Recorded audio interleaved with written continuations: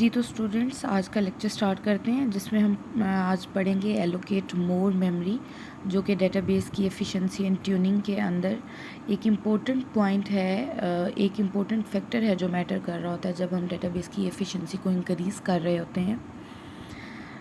सो lecture start करते हैं जिसमें हम सबसे पहले देखते हैं basically having more memory available will help to boost the system's efficiency and overall performance.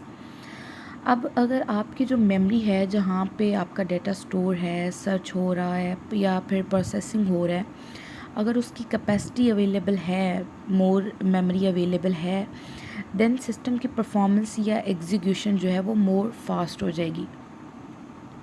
The second line is a good way to check if you need more memory is to look at how many page faults your system has.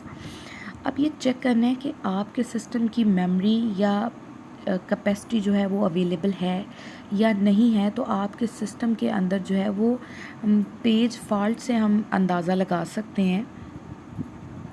अब वो कहते हैं जी if the number of faults is high, let suppose in the thousands for example, वो कहते हैं अगर आपके सिस्टम का जो पेज फॉल्ट है वो बहुत हाई है, it means that your hosts are running low on or potentially entirely out of available memory space. That means कि आपका जो सिस्टम है वो उतनी अवेलेबल मेमोरी के अंदर जो है वो काम नहीं कर सकेगा।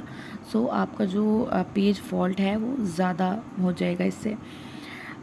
So the last line is therefore when trying to improve database performance it's important to both look at how much memory you have total.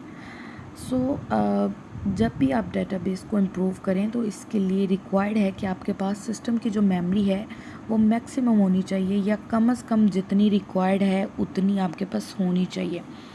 अब इस स्लाइड के अंदर एक इम्पोर्टेंट पॉइंट डिस्कस किया गया है जिसको वो कह रहे हैं जी पेज फॉल्ट। अब हम ये देख लेते हैं कि पेज फॉल्ट क्या होता है। अब जब भी कोई क्यूरी प्रोसेसिंग हो रही होती है तो उसमें जो भी रिक्वायर्ड पेज होता है वो मेमोरी से या स्टोरेज से ही एक्सेस किया जाता है बेसिकली। अगर वो पेज जिसको हम एक्सेस कर रहे होते हैं अगर उसके लिए मेमोरी ही अवेलेबल नहीं होती उसको स्टोर करने के लिए या उसको प्रोसेस करने के लिए, तो तब जो है वो पेज फॉल्ट अकर होता है। इसका मतलब ये हुआ कि मेन मेमोरी के अंदर इतनी जगह अवेलेबल नहीं है या इतनी स्पेस अवेलेबल नहीं है हमारे पास। अगर रिक्वायर्ड पेज ही मेमोरी के अंदर स्टोर नहीं होगा तो फिर जो है वो सिस्टम की परफॉर्मेंस जो है वो डिक्रीज़ हो जाएगी। सो ये एक इम्पोर्टेंट पॉइंट था इसके अंदर, ये मैंने आपसे शेयर कर दिया है कि किस तरह से जो है वो पेज फॉल्ट हमारे पास अकर होता है। So the next factor is data defragmentation.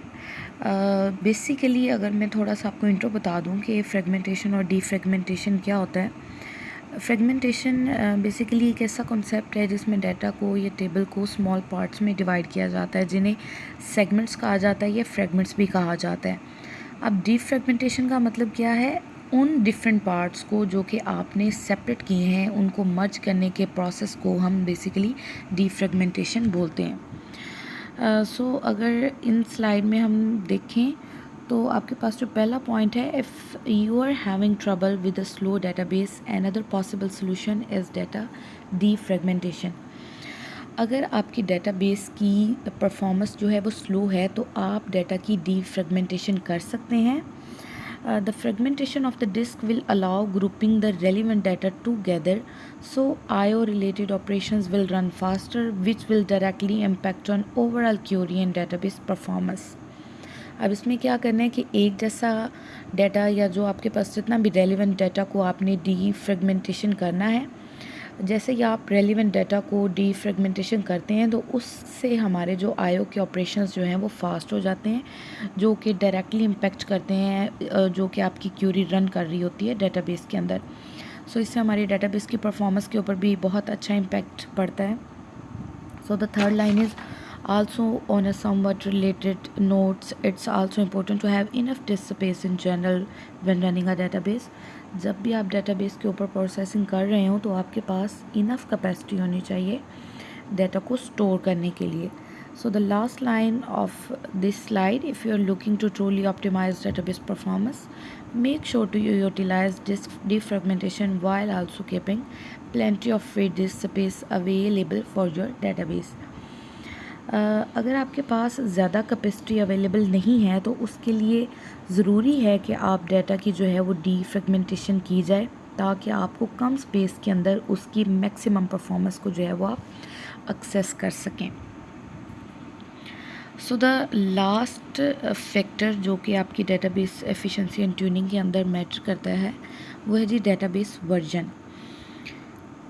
इसमें हम देखते हैं जी, another major factor in database performance is the version of MySQL you are currently deploying.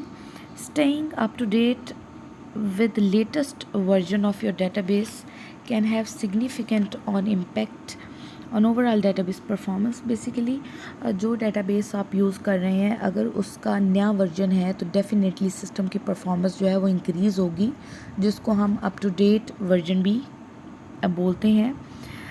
It's possible that one query may perform better in older version of MySQL than in new ones, but when looking at overall performance, new versions tend to perform better।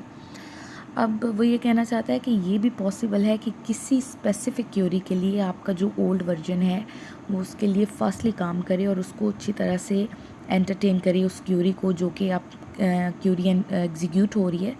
But overall जो system की performance है वो आपका database version के ऊपर dependent है। अगर आपका डेटाबेस का वर्जन अप टू डेट होगा तो सिस्टम की परफॉर्मेंस जो है वो उसी लिहाज से और मज़ीद जो है वो बेटर हो जाएगी। सो ये था आज का हमारा लेक्चर जो कि एंड हो चुका है, डेटाबेस एफिशिएंसी एंड ट्यूनिंग का टॉपिक। होप सो आपने इस लेक्चर को गेट किया होगा। थैंक यू, अल्लाह हाफ़िज़।